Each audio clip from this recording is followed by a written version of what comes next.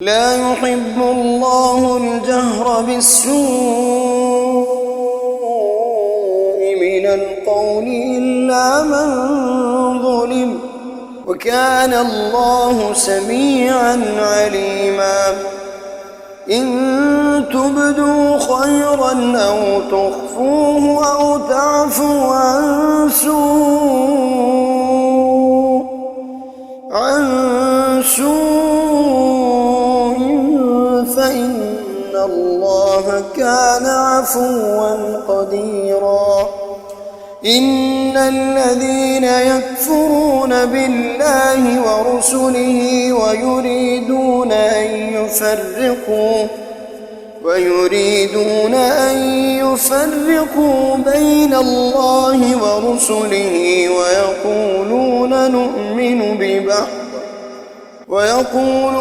نؤمن ببعض ونكفر ببعض، ويريدون أن يتخذوا بين ذلك سبيلا. أولئك هم الكافرون حقا، وأعتدنا للكافرين عذابا مهينا. والذين آمنوا بالله ورسله ولم يفرقوا بين أحد منهم أولئك سوف يؤتيهم أجورهم، وكان الله غفورا رحيما. يسألك أهل الكتاب أن تنزل عليهم كتابا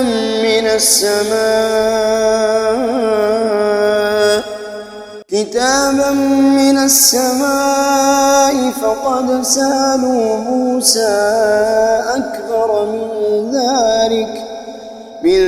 ذلك فقالوا أرنا الله جهرة فأخذتهم الصاعقة بظلمهم، ثم اتخذوا العجل من بعد ما جاءتهم البينات